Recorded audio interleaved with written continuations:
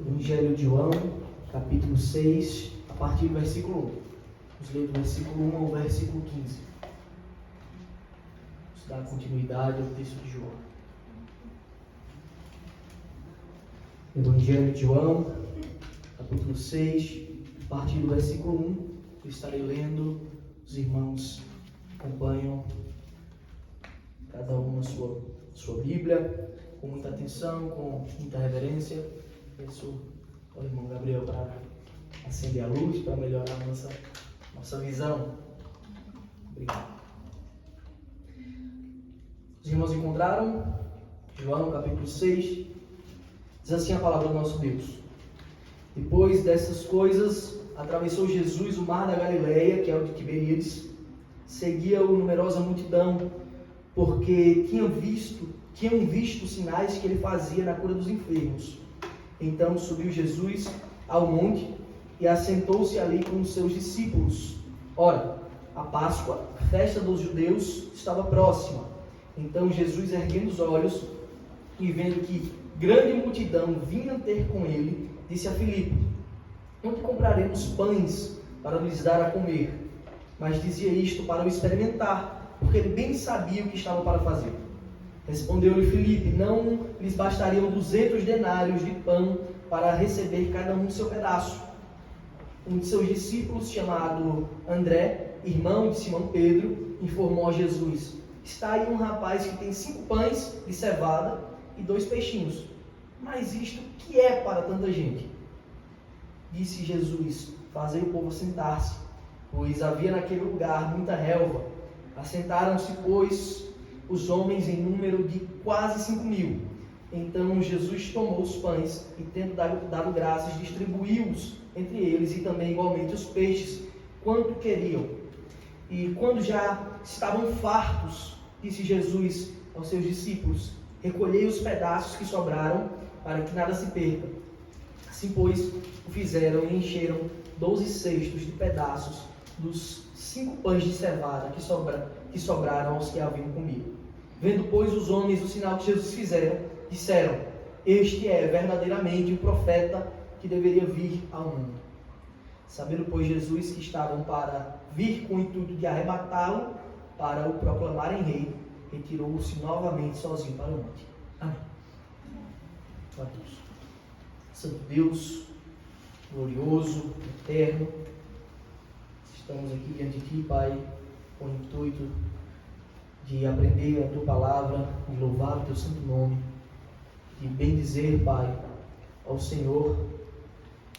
Estamos aqui com o intuito, Pai, de nos aperfeiçoarmos, nos moldarmos a Ti, ó Senhor. Por isso eu te peço que o Senhor nos ajude, pois tal obra, tal serviço não depende das nossas forças, não depende das nossas qualidades, mas senão do Senhor, que é bom, que é santo, que é misericordioso. Por isso, Pai, nós te louvamos, por isso nós te pedimos, rogamos a tua iluminação, a iluminação do teu Santo Espírito, para que possamos compreender as tuas verdades, para que possamos viver de forma santa e justa diante de ti. É assim que oramos humildemente, em nome de Jesus. Amém.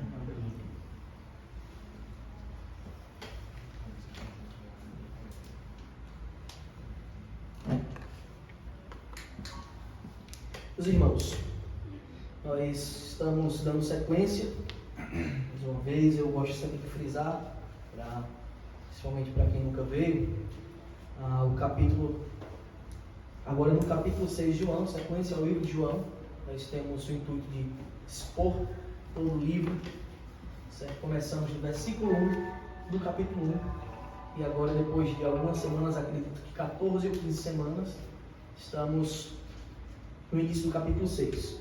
Então, o Senhor nos ajude a compreender, para que, compreendendo todo, a gente possa ter um bom direcionamento daquilo que o Senhor quer nos mostrar por intermédio do seu servo.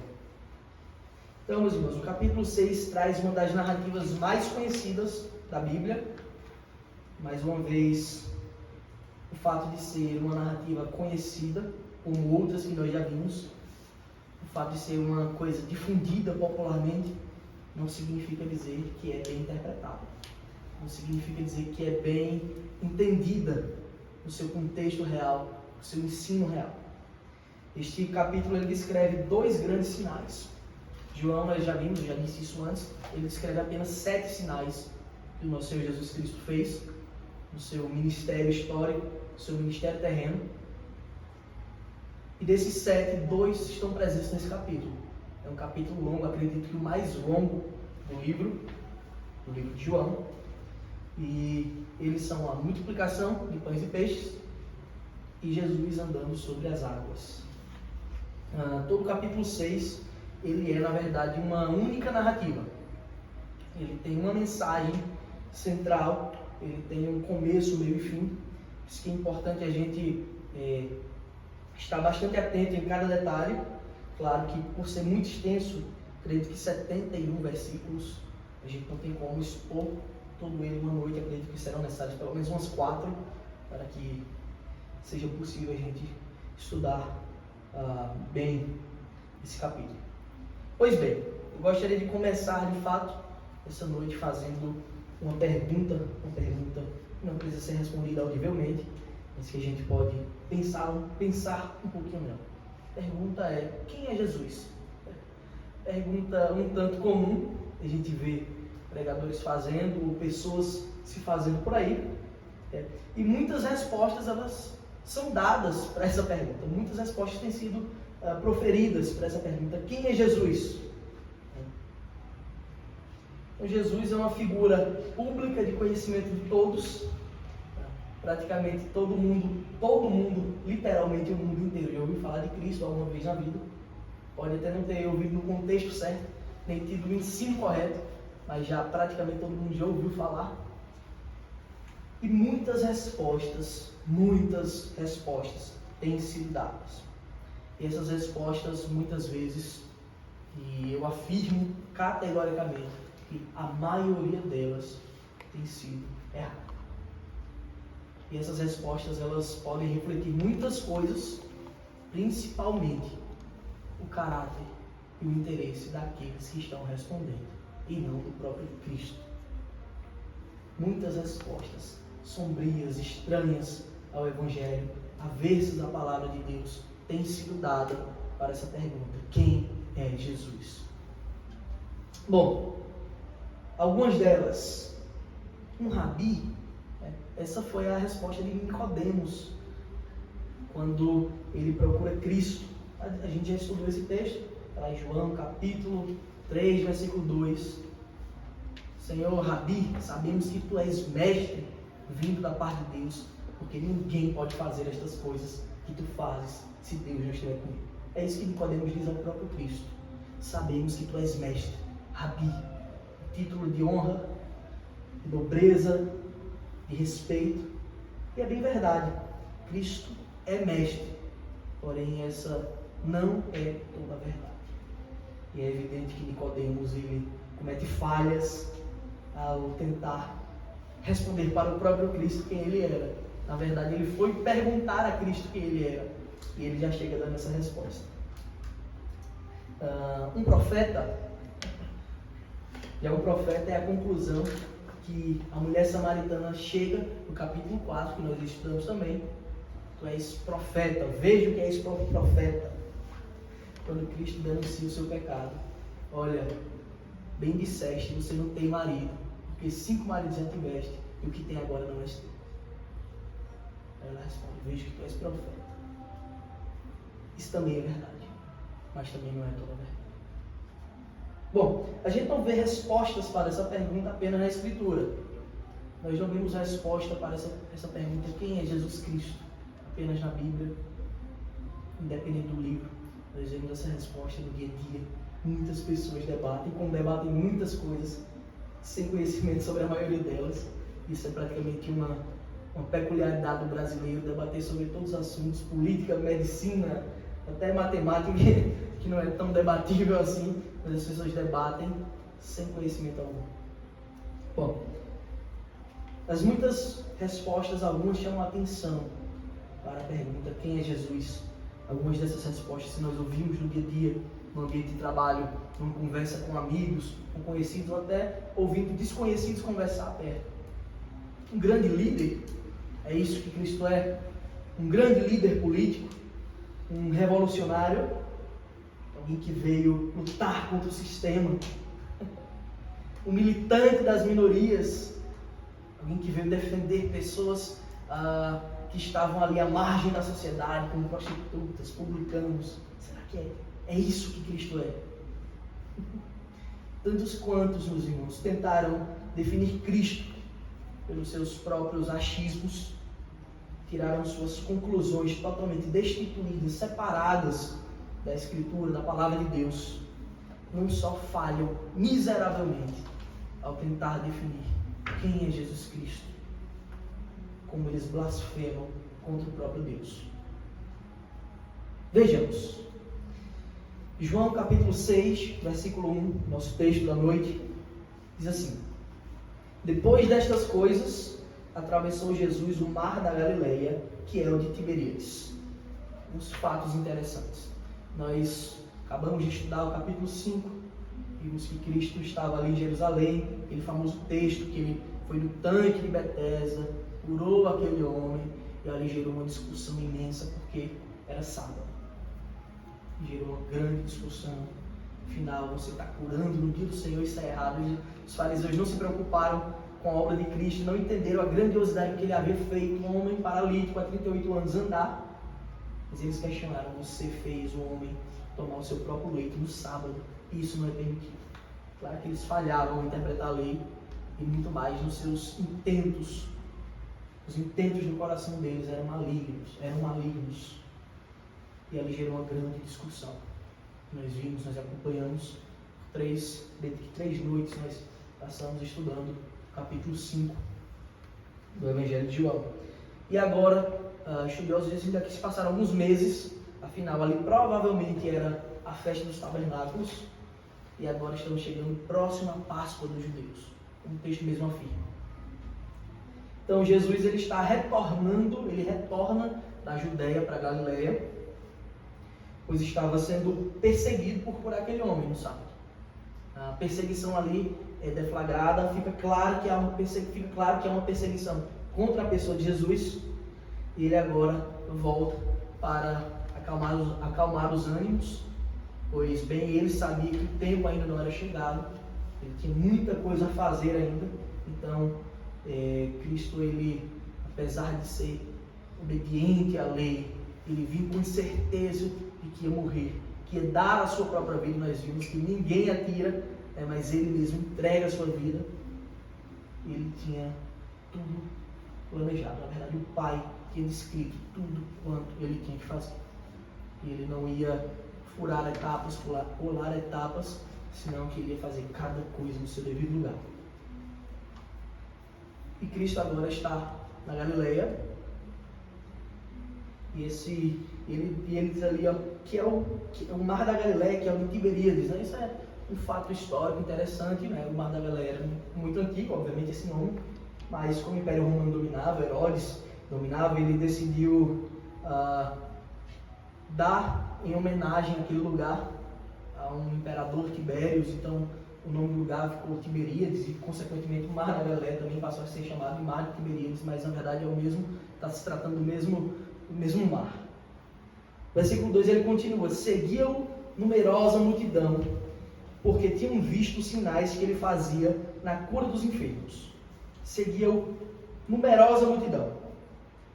Isso é interessante, seguia uma multidão muito grande a Cristo. Nós vamos ver mais na frente porque essa multidão seguia, e o motivo era um só. É interessante, nós temos aqui temos um letrado aqui que saberia dizer muito melhor que eu, mas temos aqui um narrador chamado narrador onisciente, certo? João, ao escrever, ele já sabe toda a história que ele está escrevendo. Ele não está escrevendo no ato, mas ele escreve esse livro décadas depois do ocorrido.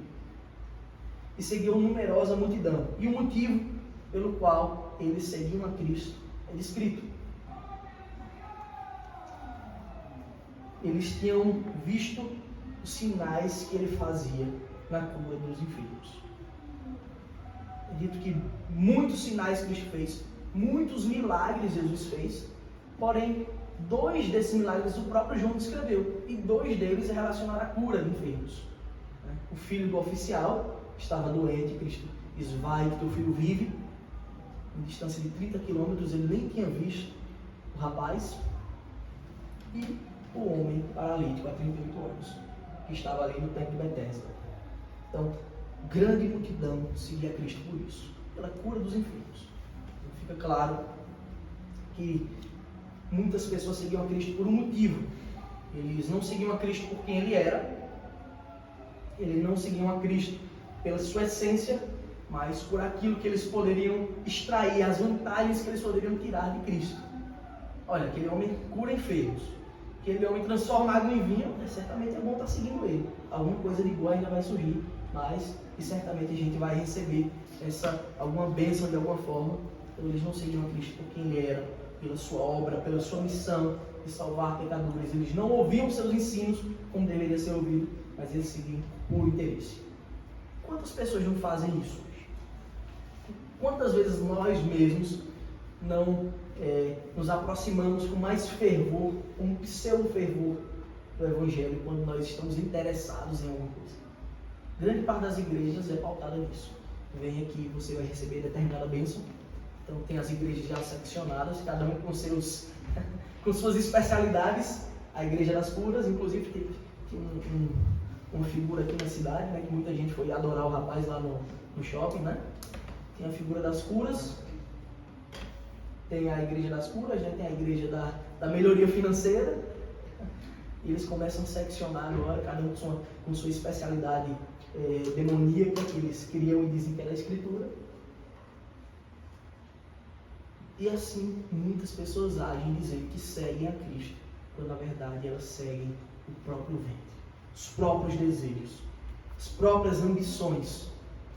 E para seguir as próprias ambições, você não precisa de Cristo. Qualquer um faz isso. Muita gente faz isso. Inclusive nós, quando queremos alguma coisa, quando a gente está passando por uma dificuldade, agora a gente volta a orar, agora a gente volta a se debruçar na palavra de Deus, estudar mais, procurar a comunhão com os irmãos. A gente não faz isso por quem Deus é, pela nossa necessidade constante da sua graça, mas a gente faz muitas vezes quando a gente está passando por alguma coisa ou quando queremos alguma coisa específica. Esse é o coração do homem, maligno, pecador. E contra essa natureza que lutamos. Por isso que o nosso irmão Gabriel enfatiza tanto o momento de contrição, que é o momento que nós paramos e relembramos isso. Nós somos pecadores, mas o Senhor que nós criamos é infinitamente santo. Versículo 3 é dito: então subiu Jesus ao monte e assentou-se ali com seus discípulos. Cristo subiu ao monte e assentou-se ali com seus discípulos. E ali Cristo está tomando agora o seu lugar, de fato, de profeta, de ensino. Ele agora está se sentando no seu lugar de proeminência para proferir palavras às pessoas, para proferir ensinos. Então revela de fato que Jesus é profeta, mas não somente isso. Versículo 4: ora, a Páscoa, a festa dos judeus, estava próxima. Então aqui está o grande motivo de ter uma multidão. Alguém poderia pensar, que narrativa estranha, está Jesus andando na Galileia e tem agora uma multidão seguindo ele. Como assim? Simples. A festa da Páscoa estava próxima, as pessoas necessitavam peregrinar, não tinha carro, ônibus, avião, elas andavam mesmo a pé, estavam indo para Jerusalém, ou adquirir seus animais para ir a Jerusalém sacrificar. Está aí o motivo de ter tanta gente peregrinando e seguindo a Cristo naquele momento. Então, estava próxima a Páscoa, a festa dos judeus. Então, por isso que aqui os estudiosos vão dizer que tem mais ou menos uns 5 meses de diferença da narrativa do capítulo 5, porque a narrativa do capítulo 5 descreve justamente uma das festas. Não fica claro qual, mas provavelmente, até por esse texto, que a festa mais próxima seria a dos tabernáculos.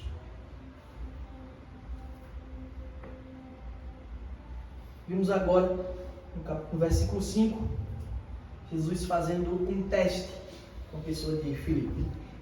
Então é dito: então Jesus, erguendo os olhos e vendo que grande multidão vinha ter com ele, disse a Filipe: onde compraremos pães para lhes dar a comer?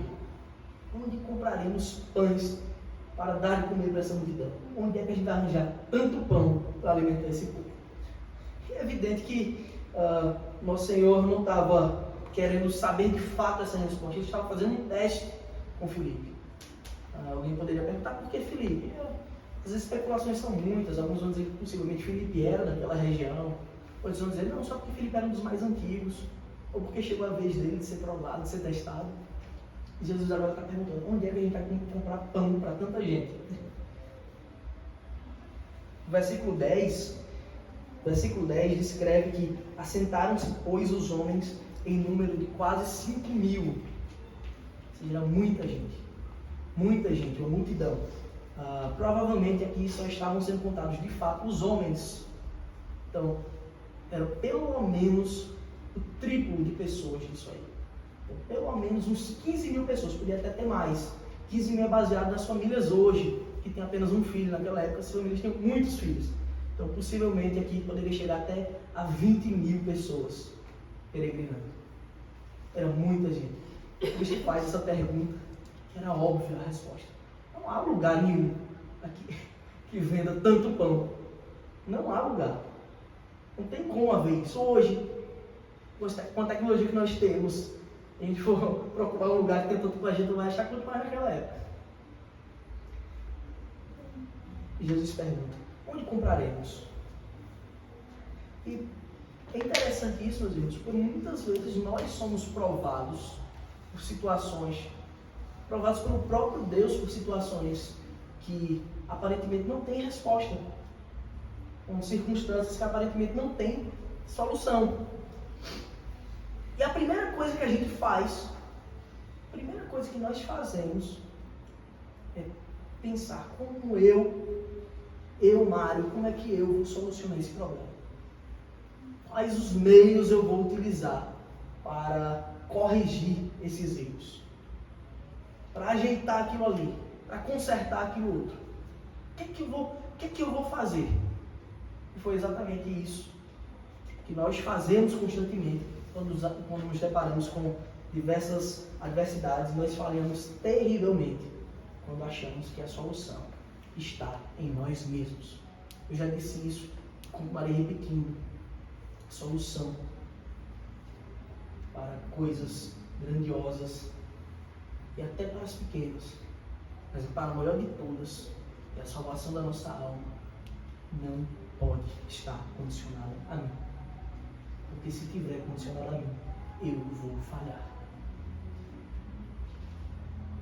Não há títulos acadêmicos, não há dinheiro, não há título de nobreza, não há nome de família, não há nada, absolutamente nada que vá me livrar dessa situação ou de qualquer outra, senão a graça do Senhor Jesus Cristo.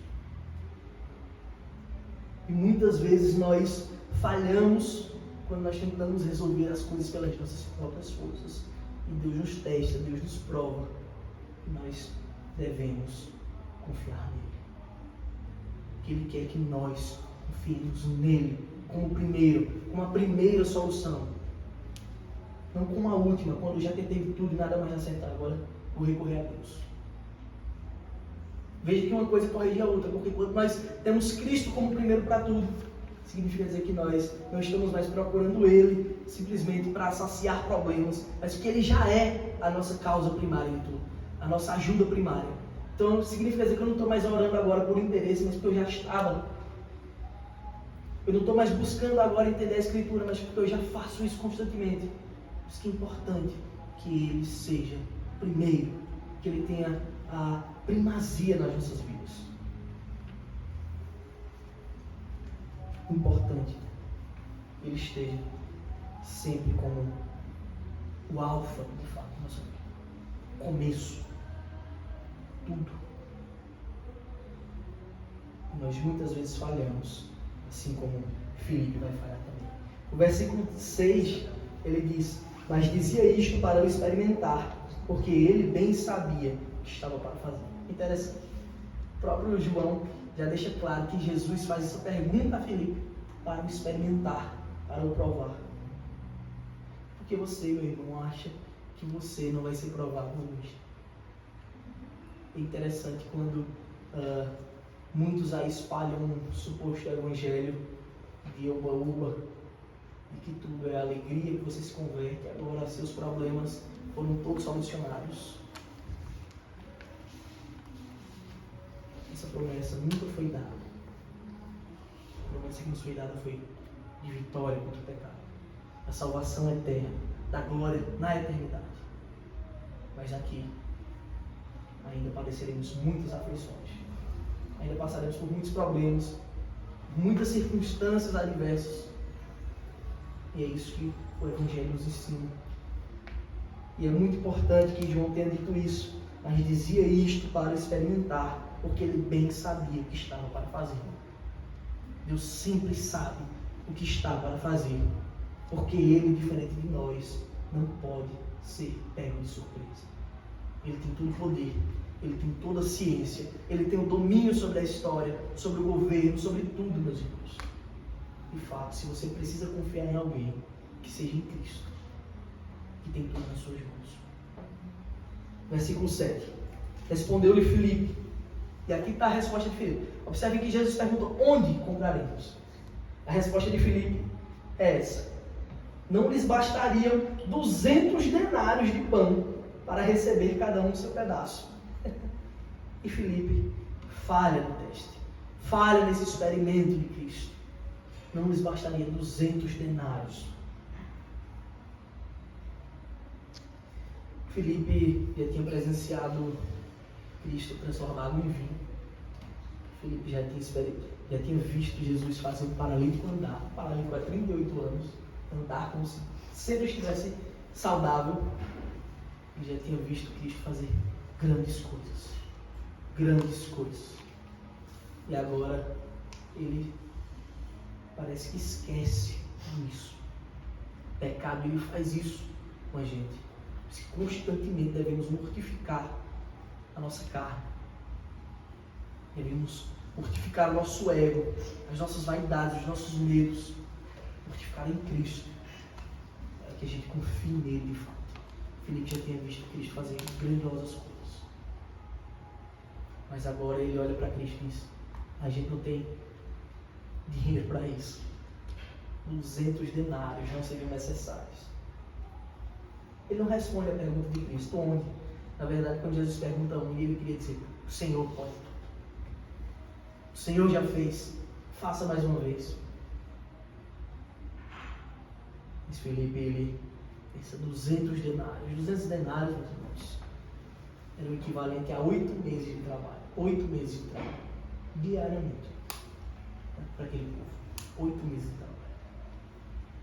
200 denários não lhe bastaria. É interessante que ele ainda diz: não seria necessário para que cada um recebesse o seu pedaço, nem para que as pessoas ficassem saciadas, só para cada um receber um pedaço. Versículo 8 e 9 diz assim: um de seus discípulos, chamado André, irmão de Simão Pedro, informou a Jesus. Ele deixa bem claro quem foi o discípulo. Está aí um rapaz que tem 5 pães de cevada e 2 peixinhos. Mas isto que é para tanta gente? E nós vemos agora André, irmão de Pedro. Ele tem uma fagulha de fé. Olha, tem alguém aí que tem 5 pães e 2 peixes. Mas parece que, assim como Filipe, a lógica natural joga um balde d'água na fagulha de fé de André. Mas o que é isso? Isso não é nada para 20 mil pessoas. Isso não é nada. 5 pães de cevada e 2 peixinhos.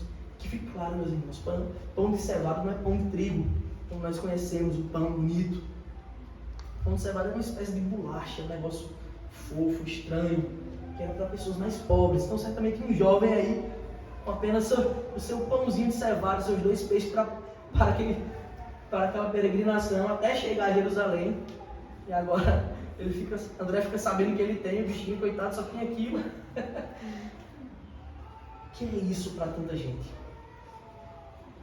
E a coisa mais incrível que nós vemos é que a incredulidade dos discípulos, daqueles que estavam andando com Cristo constantemente.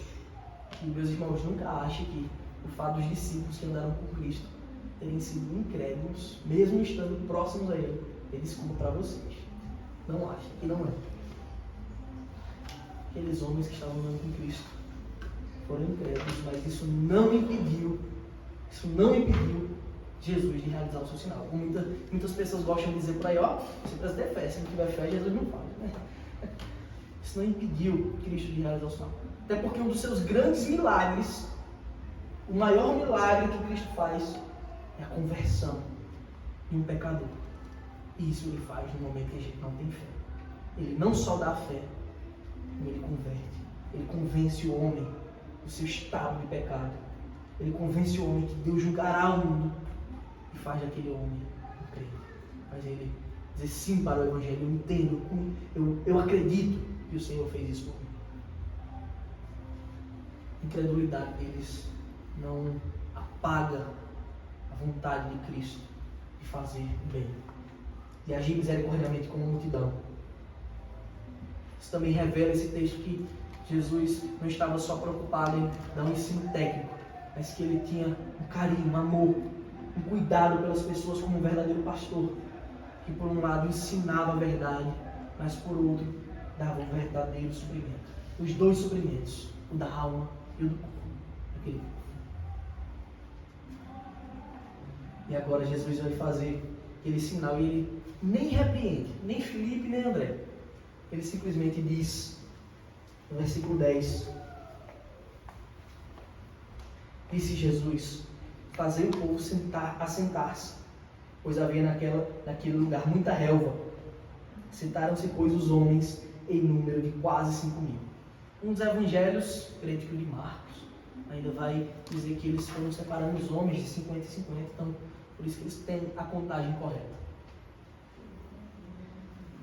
E aqueles homens sentam na relva, no versículo 11 continua. Então Jesus tomou os pães e, tendo dado graças, distribuiu-os entre eles, e também igualmente os peixes, quantos queriam.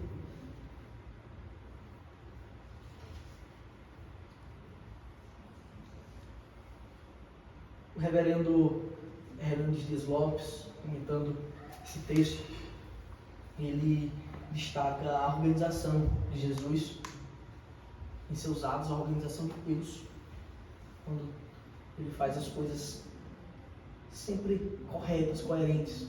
Ele manda as pessoas sentarem, para que não houvesse alvoroço, para que não houvesse algum tipo de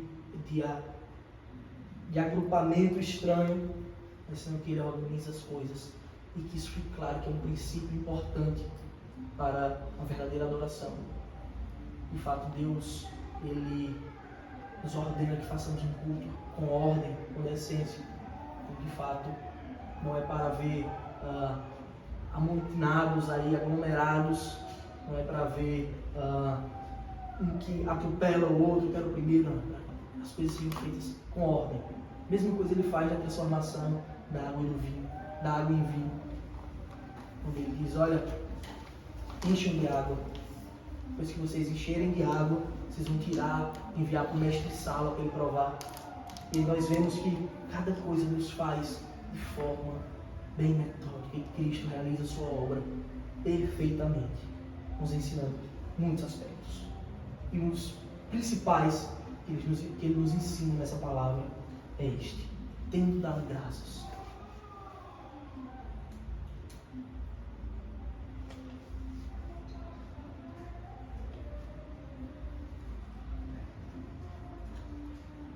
Tendo dado graças. O Senhor ainda nos ensina que quando nós nos assentamos à mesa, quando nós nos reunimos para nos alimentar, para alimentar nosso corpo, nós devemos dar graças, nós devemos ser gratos. Muito claro, disse Jesus, fazei o povo assentar-se, pois havia naquele lugar muita relva. Assentaram-se, pois, os homens em número de quase 5.000. Então Jesus tomou os pães e, tendo dado graças, depois de dar graças, de ser grato ao Pai, ele distribui. Essa é uma das virtudes que é colocada no coração do crente, no coração daquele que se converte verdadeiramente a Deus. e ser grato por todas as coisas que temos. Tudo, absolutamente tudo, vem de Deus. Alguém poderia objetar dizendo, não, eu tenho isso por causa do meu trabalho. Eu trabalhei, eu mereço. Então o teu trabalho vem do Senhor. O ar que nós respiramos, a vista, a vida, o sangue pulsando nas nossas veias, tudo é obra de Deus. Tudo é graça constante, contínua de Deus nas nossas vidas. Por isso que nós temos que dar graças, principalmente quando nos assentamos para nos alimentar. Tendo dado graças, ele distribuiu os pães. Distribuiu-os entre eles e também igualmente os peixes, quantos queriam. É muito interessante que usa a expressão, quantos queriam.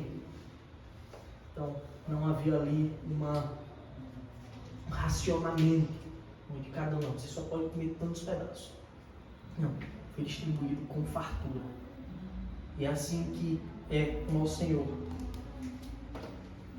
Ele nos abençoa, nos dá a sua graça abundante. E muitas vezes Ele nos abençoa com coisas materiais, com fartura. De forma que a única coisa que nós podemos fazer é ser gratos.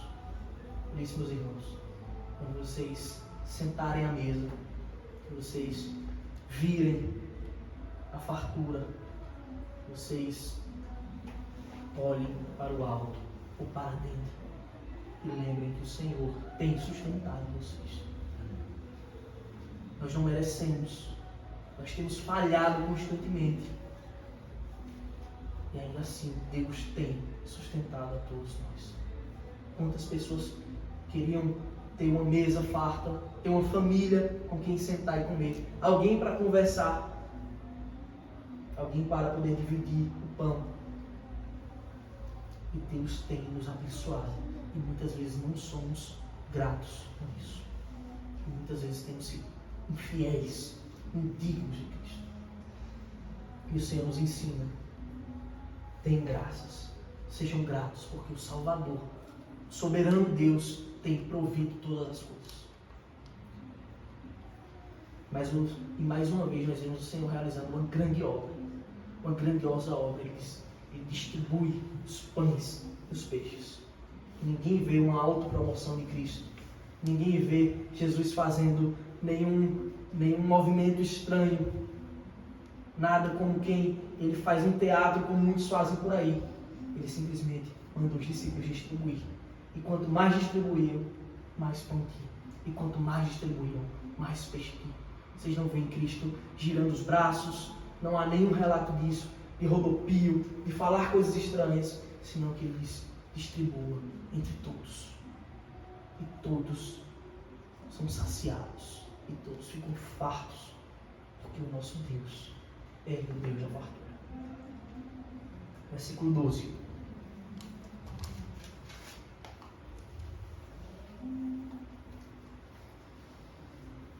Isso fica muito claro no versículo 12.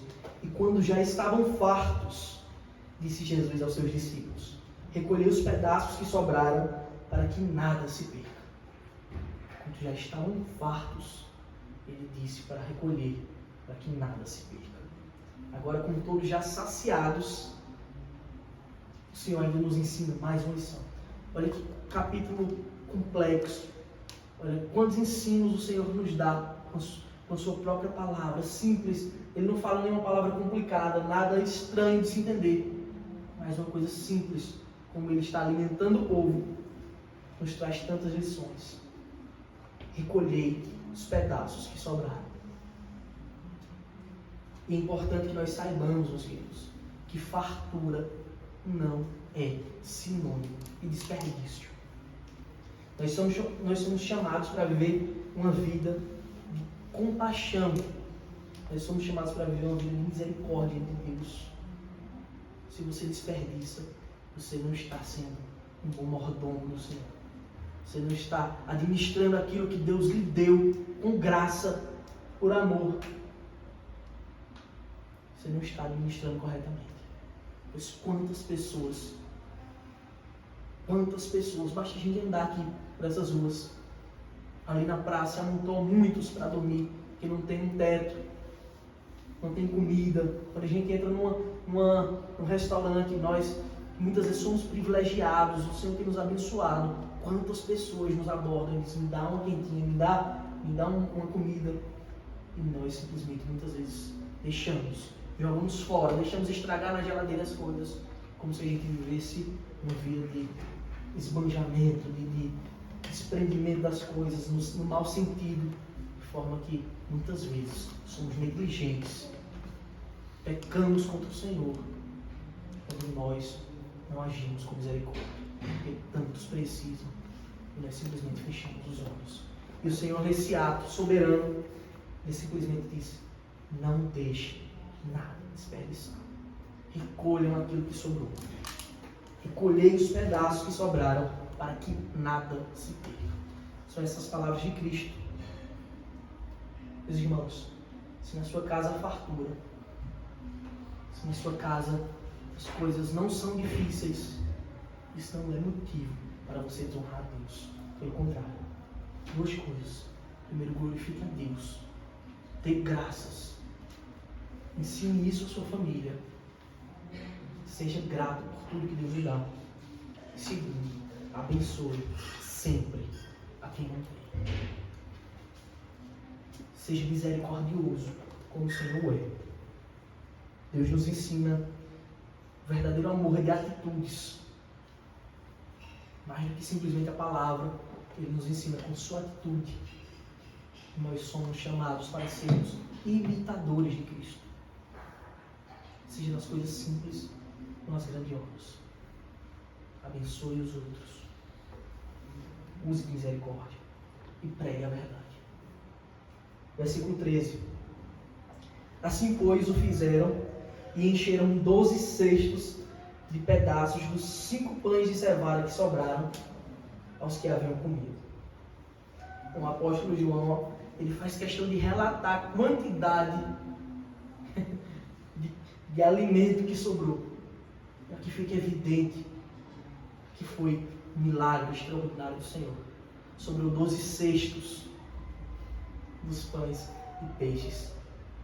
E quanta gente, meus irmãos, quantos mentirosos, caluniadores não aparecem aí, famosos inclusive, dizendo que o milagre de Cristo foi só uma coisa simbólica, que ele dividiu tudo e cada um pegou um pedaço simbólico pequeno. O texto relata de forma muito clara, sobraram 12 cestos.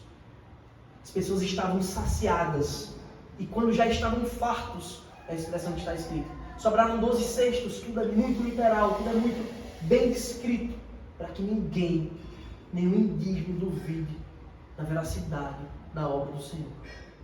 O seu milagre não foi puramente simbólico, não foi para mostrar uma visão política, como muitos acham por aí.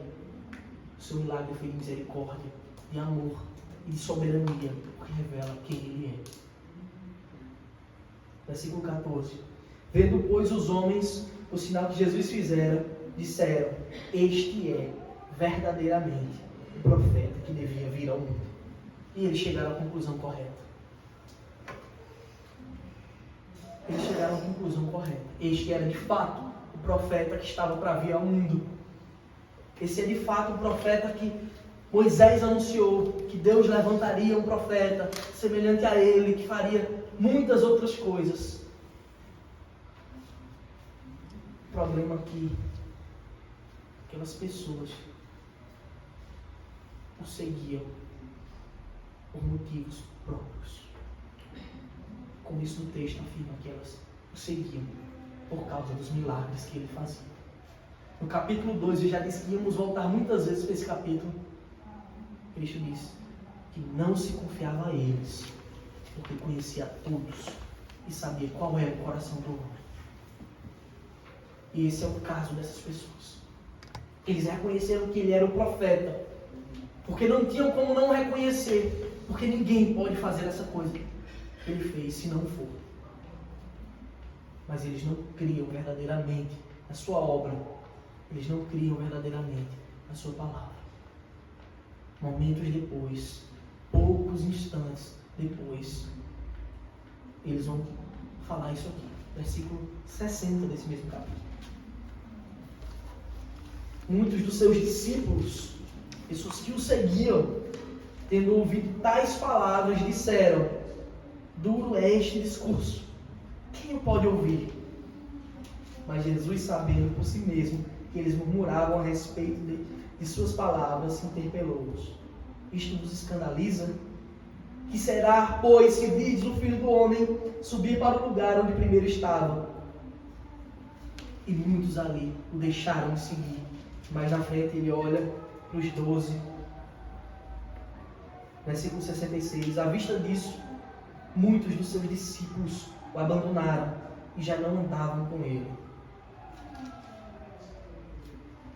Em um momento que Cristo estava alimentando a multidão, aproximadamente 20 mil homens, quando ele diz de fato quem ele é: eu sou o pão vivo que desce do céu.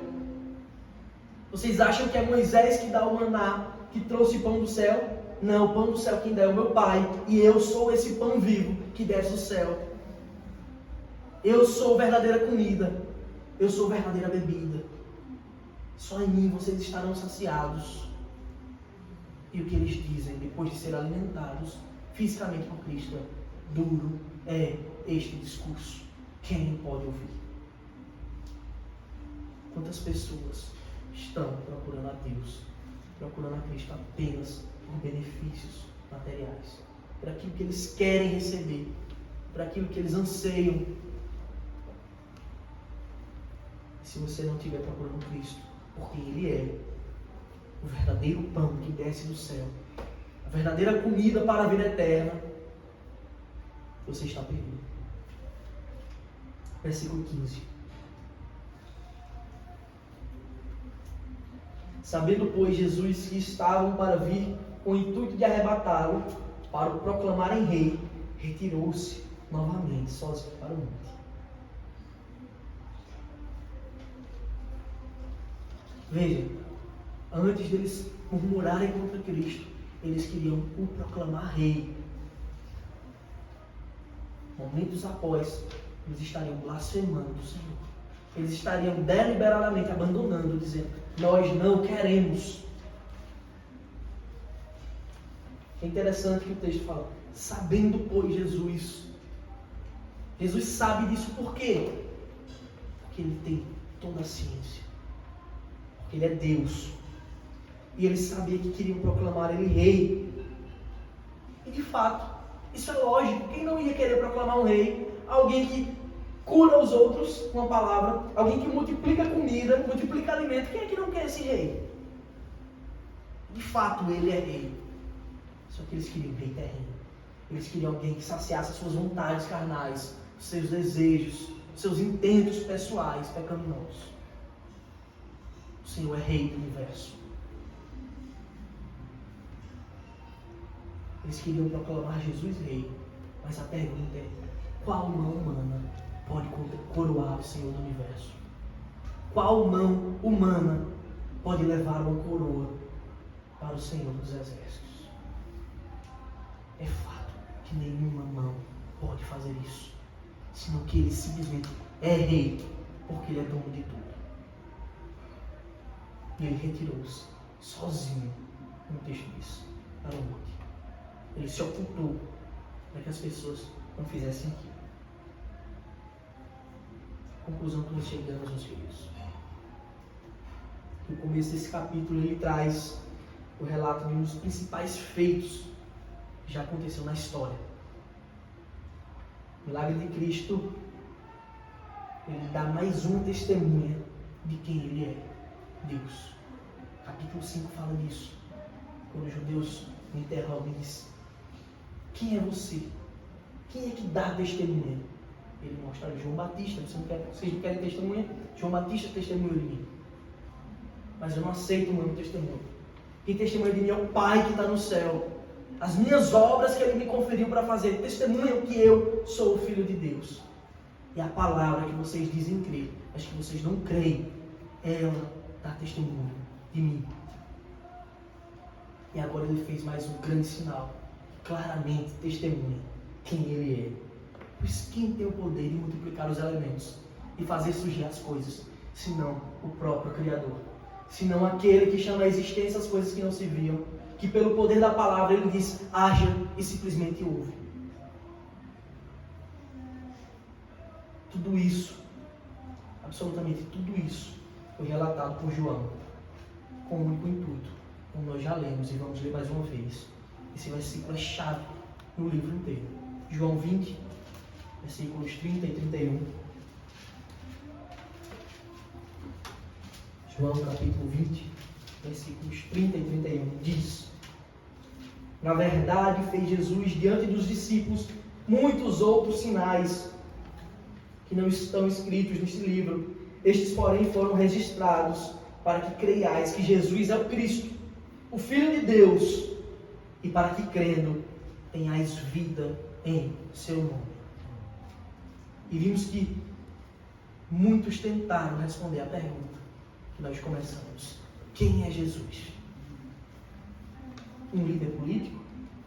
Um revolucionário? Alguém que luta pelo poder, pela glória das minorias?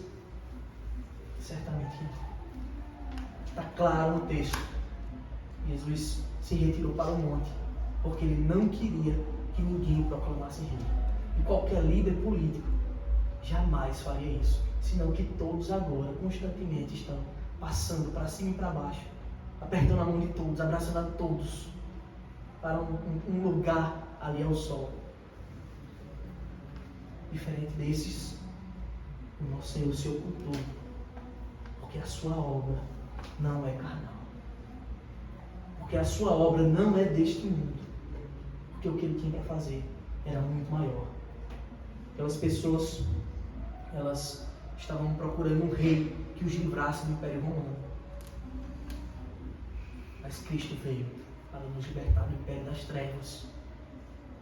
Aquelas pessoas estavam procurando um rei que expulsasse Herodes e seus oficiais e seus impostos de lá. Mas Cristo veio para nos libertar da escravidão do pecado. Ele veio para nos dar uma salvação que é eterna. Então, quem é Jesus? Versículo 66 desse mesmo capítulo, a 69, diz: à vista disso, muitos dos seus discípulos o abandonaram e já não andavam com ele. Então perguntou Jesus aos 12: porventura quereis também vós outros retirar-vos? Respondeu-lhe Simão Pedro: Senhor, para que iremos? Tu tens as palavras da vida eterna, e nós temos crido e conhecido que tu és o Santo de Deus. Quem é Jesus? Resposta: ele é o Senhor, ele é Deus encarnado, é o Senhor dos exércitos, é o eu sou. Quando lhe perguntarem quem eu sou, diga: eu sou o que sou. Eu sou, me enviou. Ele é Deus. Amém. Vamos orar. Senhor Deus Todo-Poderoso, obrigado, Pai, por quem Tu és. Obrigado, Senhor, pela Tua glória, pela Tua majestade. Obrigado, Senhor, porque o Senhor tem nos dado a conhecer mais de Ti. Eu te peço, Senhor, que o Senhor nos ajude, nos ilumine, nos guie, para que possamos, Pai, verdadeiramente amar a Tua palavra, amar a Tua vinda e ansiar, Pai, a Tua volta. Te louvamos, Senhor, porque Tu és, por tão grandes feitos, quão grandes feitos o Senhor fez, tem feito ainda, redimindo muitos. Por isso somos gratos a Ti, Senhor. Isso eu te peço também, confiado em Ti, no Teu amor, nas Tuas provisões, que o Senhor continue nos abençoando, que o Senhor continue nos guiando, nos protegendo, nos guardando, Pai. Hoje não temos outro a quem recorrer senão a Ti, o único e verdadeiro Deus, o Senhor Todo-Poderoso. Te louvamos, Senhor, porque Tu és. Te glorificamos, Pai. Seja engrandecido sempre, ó Senhor. Em nome de Jesus, nos auxilia, nos ajuda, nos guarda, nos faz, Pai, respirar a Tua palavra, amar a Tua vinda e viver para a Tua glória. É assim que oramos, agradecemos por tudo, em nome de Jesus.